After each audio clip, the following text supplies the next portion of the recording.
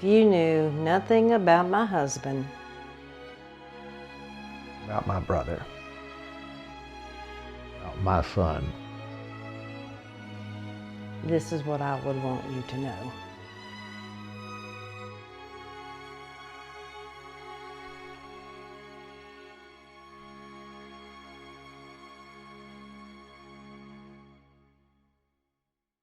What I would like you to know is that he's a very caring person. He could, at first you might think he's kind of introverted, but once he gets to talking, you see a whole new side of him. He was a good person. And he has had a fine family. He loved them, and he took care of them to the best of his ability. Brian was, to me, a person of great respect, somebody that continuously always tried to do the right thing without fail, which makes him different than most. He loved his Gamecocks, and he loved people. He loved helping people. There's so many times where he had helped out some of the people he was working with or family members. He really did care about people, and he wanted the best for everybody.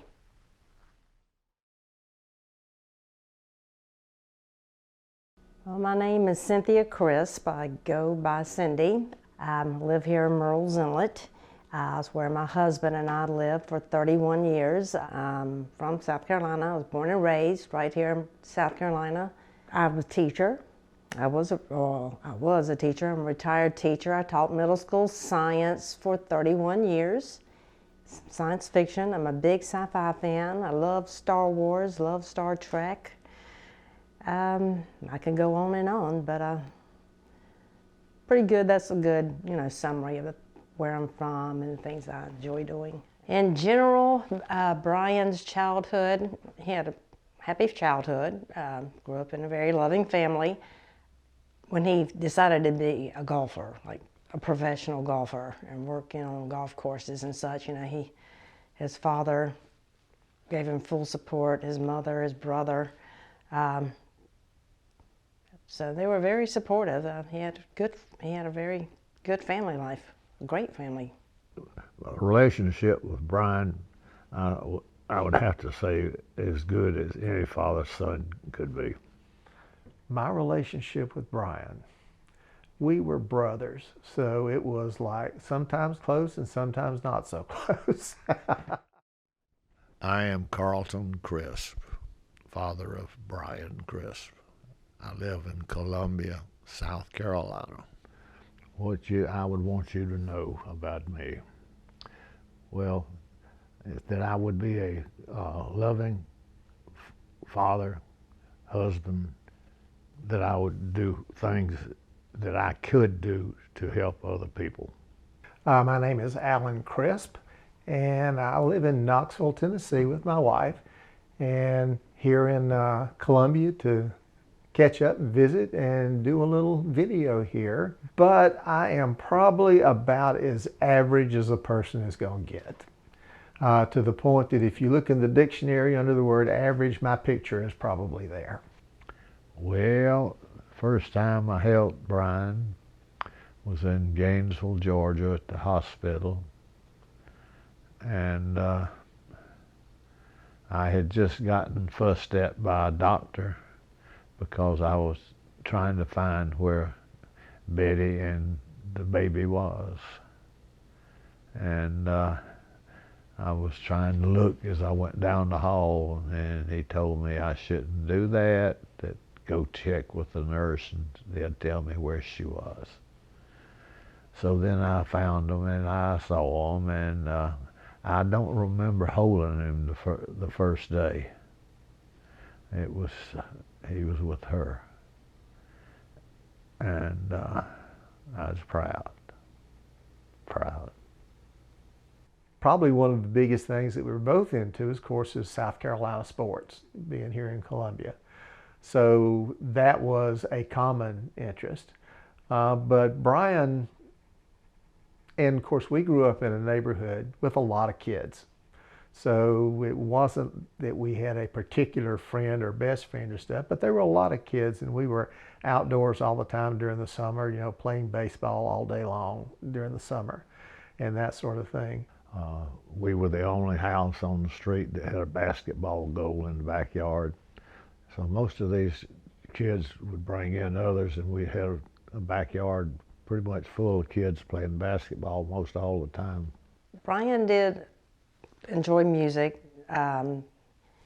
His range of music a little bit different from mine. Anyhow, he didn't have his own personal stereo system, record player and so forth. So he'd always go into his brother's room and listen to music in there. And of course, obviously he did this when Alan was not home.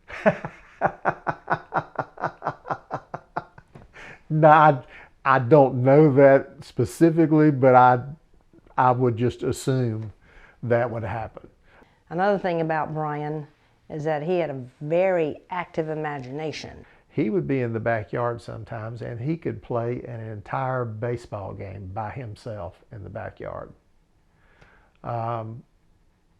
He would pitch, he would hit, he would be the announcer, he would be the crowd, and he could literally do that all afternoon. But he would draw and design golf courses. He would get a piece of paper and he would literally design holes on a golf course and would come back and would put in every tree, on there. And this would end up being, a sizable thing. One of Brian's most interested areas at this age frame, it was his church. He was very active at church. We had a very strong youth program at that time, and it was so good, and word got around that we had churches calling here to get them to come to their church and perform. And as I say, the word got around, and this went on for a couple of years. Very good program. The church got a lot of good recognition from it, and Brian thoroughly enjoyed it. And there again, Alan, mentioned Alan because he was in the group also.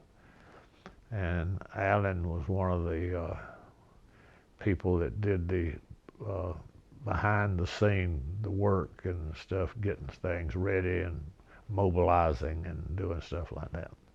I played some sports growing up, Little League and some church league basketball and stuff like that, but I was never as competitive as Brian was. Brian was much more, I played it because it was just kind of there, and other kids were doing it. It never really was a big thing, for me, but Brian got into it a lot more than I did. He played, Little League baseball, where my father was actually coached him. Brian made the all-star teams and was had a lot of fun with it. He was good at it, and he was on good teams. He was selected by a team that had coaches that did not. Only thing they did was show up and make sure they didn't get hurt, and so they had a pretty terrible team. So at the end of the year, I went down to the Park and Recreation Department and talked to them and told them if they had a team available, that I had a friend, he and I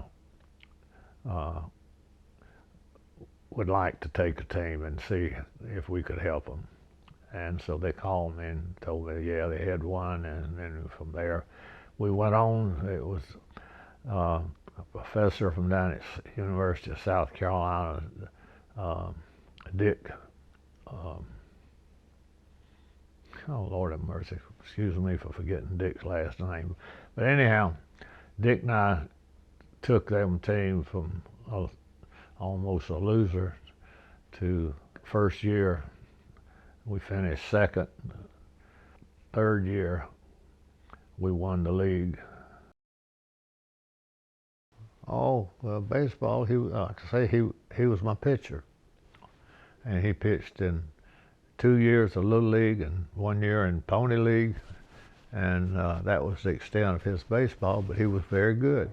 I will have to tell you a little story about his pitching. During the Little League, the rules were that a pitcher could not pitch more than 6 innings in 1 week. So Brian was pitching, and he was doing very well. And I think it was the 5th inning, and he had a no-hitter. I didn't think it meant that much to children. But anyhow, I decided that it would be good to have him available for two innings in the next game that week if we ran into trouble with the pitchers we had lined up. So I changed pitchers. And it really, I know he didn't like it, but I didn't realize he didn't like it to the extent that he didn't, because he wanted to go on and finish it and have a no-hitter. Some of the sports that, of course, Brian gravitated to golf, probably because Dad played golf. I played a little bit, but it was never a passion for me. But Brian got into it pretty good. Brian enjoyed the golf from the time he was old enough to actually have a set of golf clubs, which was pretty early. I can't remember the exact age, but it was probably 11 or 12, if that late. And of course, as soon as he was able to, he started playing in the junior golf tournaments. Around Columbia, they had, during the summer, they had kind of junior leagues where every week, they played, kids from all over the city, could sign up for it. And they played at different courses around the city, throughout the summers. I carried he and 2 other boys to different tournaments around town.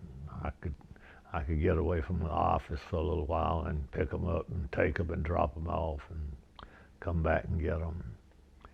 And then there were times whenever back then there was a group of people that had golf tournaments for children up to age 15 or something.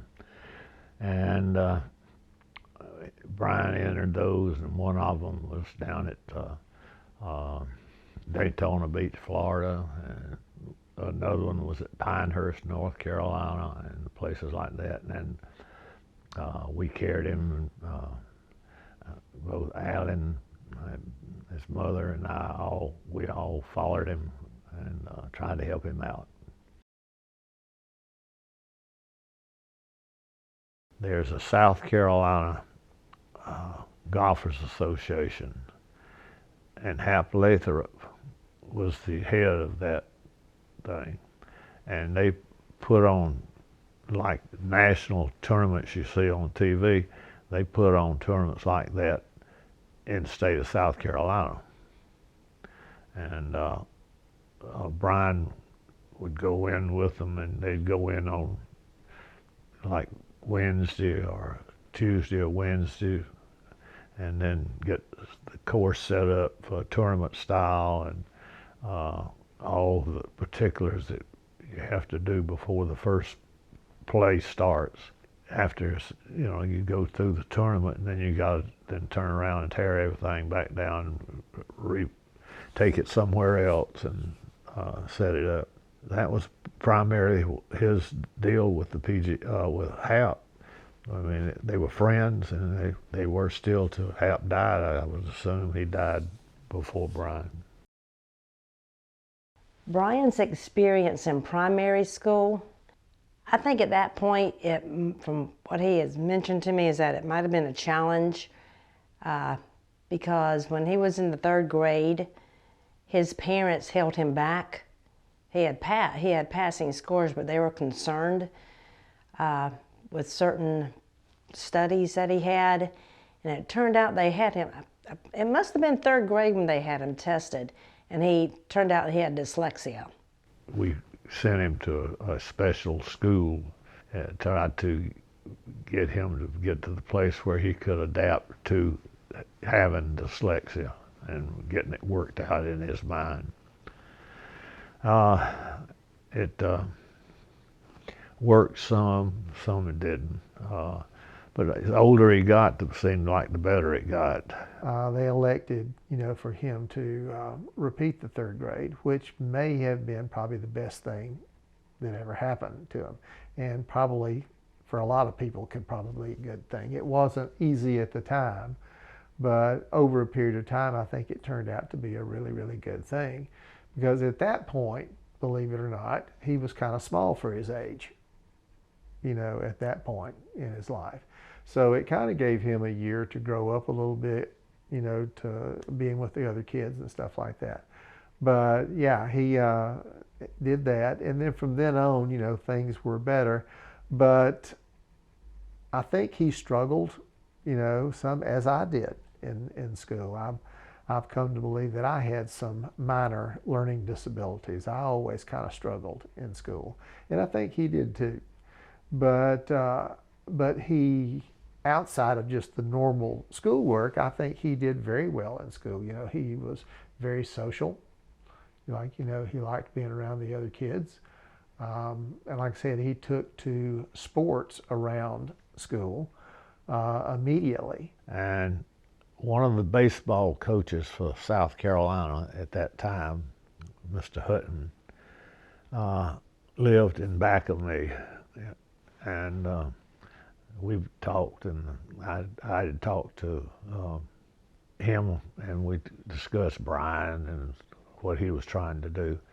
Come to find out that he spoke with the golf coach, and then they offered Brian a partial scholarship. So having a friend, I guess, meant something special to him. And then when he got to college, he went to USC, he went to University of South Carolina. He commuted back and forth to school. He did okay in college. I don't recall him telling me having to retake any classes. And he has 2 degrees. He received 2 degrees from USC. He'd received a degree in education, and then also one in business. He has a business degree. Yeah, it's like I said, it's one of those time periods where I don't have a lot of memories, and which is really, really strange to me, because my college experience and Brian's were, there again, very, very different. I worked my way through college, so I had part-time. I worked every day after class and stuff, and I always joked that Brian went to college, I went to class. That was kind of the way that it was. But there were years, because it took me longer than 4 years to get through because of the way that I went, but there were 2 or 3 years there where we were at the University of South Carolina at the same time. And I have no memory of that at all. I don't remember ever meeting up with him while we were both there or anything. There again, I can't explain that. I don't know why, but I don't have any real memories of being there at the same time that he was. Like I said, we went through that time period differently, me working. He really had more, from what I heard, later, a more college life. He ended up playing on the golf team there at the University of South Carolina. I don't know what his major was whenever he started or how exactly that went. I know he ended up, I believe, getting his degree in physical education, if I remember correctly. And I remember him telling me that in that school, in the School of Physical Education, he participated in a lot of intramural sports. It seems like I remember hearing him talk about that. And I think he really enjoyed that. I think once he got into that field, I think he really enjoyed it and had a good time. I'm not sure if he told his advisor the purpose of his education degree. Normally one would, would assume, well, you want to be a teacher. Yes, Brian wanted to be a teacher, but he wanted to instruct on the golf course. He wanted to teach juniors and seniors, or adults, how to play golf or how to improve the game. So, and when Brian entered the education program at USC, you did not have to do a mentor teaching. Maybe that's not the right. You didn't have to go in and do an internship. Put it that way. Like when I went through education, I had to do the 12 months. No, there was how many weeks? 12 weeks of instruction time. That wasn't included in Brian's program he was enrolled in. And so they tried to change it on him, and he refused to go through it because, for various reasons. One, that wasn't the program that he signed into, and two, he had no intention on getting a teaching certificate because you didn't need a teaching certificate to teach on a golf course. Now, if you want to go teach in a public school, yes, but that wasn't Brian's plan. So he did not go through he did not do his student teaching, his internship. And that kind of ruffled a few feathers for some of the professors, but that was Brian's goal. And he didn't see the reason of having to go another extra semester to go through the internship. Early on, he was a big fan of Tom Watson, who was a very strong golfer in that time frame that he followed him, and had kind of a neat experience one time since Brian was on the golf team at the University of South Carolina.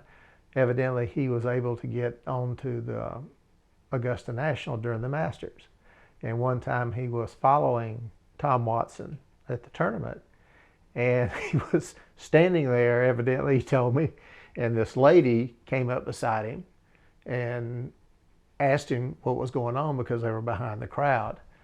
And he was telling her, and it turned out to be Tom Watson's wife. So she actually followed him for a while, following them, and Brian was telling her what was going on with the play and how Tom was doing, which was kind of a neat story. You don't get that one every now and then.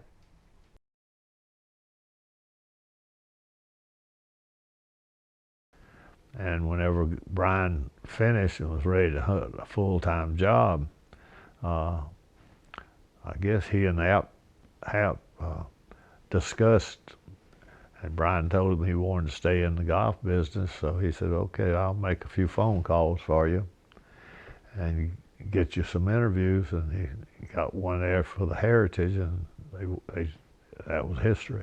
He was an assistant, a golf assistant. In fact, he was working there when we met. He started working there when they were still building the clubhouse.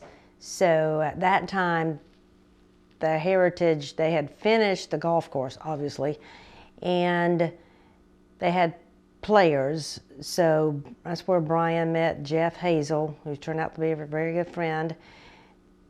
Jeff was an assistant as well, and the two of them, I can remember Brian telling me as we dated that the two of them actually, they worked out of a trailer as that was the pro shop, and they actually helped construct and move some things around the actual building as it was being built. But getting into the golf business is a lot like several other occupations where it's kind of perceived as a glamour type thing, or something you go into because you're passionate about it or always wanted to do it or something. When you try to get into it, it's much more difficult than you thought it was going to be, because the entry-level jobs don't pay anything. People grow up playing golf and loving it and working in which you've always loved. Wouldn't that be amazing? Well, you know, they don't pay anything to start with because, like you say, they've got a stack of applications this high, you know, wanting that job. So it's difficult, you know, number one, getting in, and then working your way through the system. There again, it's very, very competitive.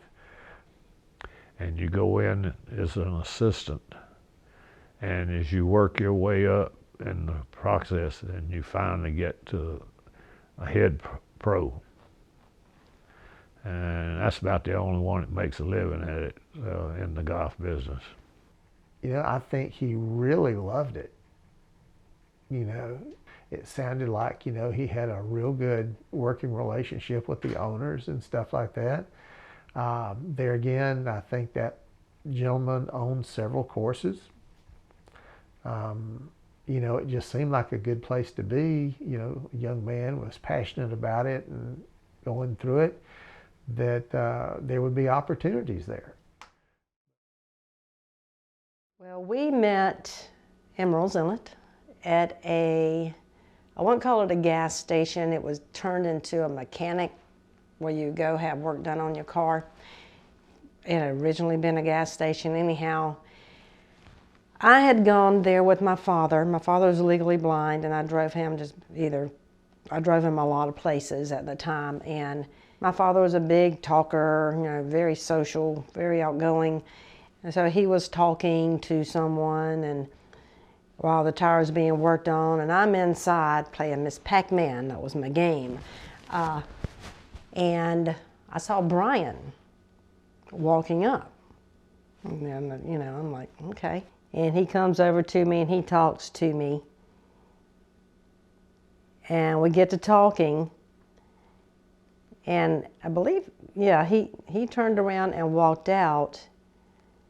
And then he came back in. He told me because he forgot something.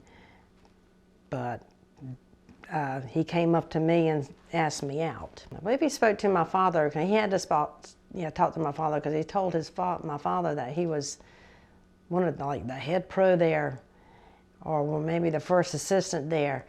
Anyhow, little did Brian know that our neighbor, George, worked there too, worked at the Heritage, but he dealt with real estate. He sold the real estate around the golf course. So my father has a conversation with George, and George tells him, George sets him straight, saying, no, Brian's not the head pro, he's one of the assistants.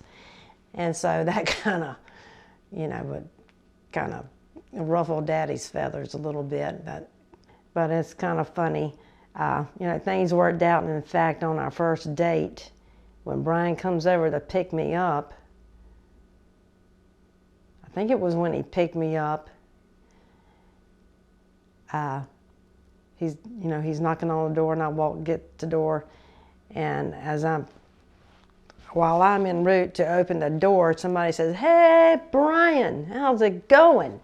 And Brian turns around, and it's George over there waving to him from the house. I already told Cindy's dad, Pat, all about you.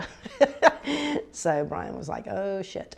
Yeah, excuse my language. But like I said, things worked out. Dad and my father and Brian got along great. They both were big Gamecock fans. There are times when my mother and I would maybe go off to a movie. I remember one time we went off to a movie. We went and saw Steel Magnolias. And Brian stayed at home with my father, and they watched Gamecock football, so they got along just fine. Yes. Dating, I know on our first date, I had on a dress or a skirt. Anyhow, Brian was dressed too, you know, dressed nicely, and he said he didn't know where to take me. We drove around for a while. He didn't tell me all this. He told me this later.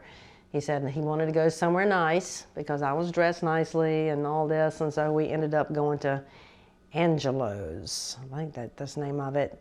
Their sit-down restaurant up in Myrtle Beach with delicious foods, and we would go there on our anniversary for a couple of years there in a row. We would go there on our anniversary.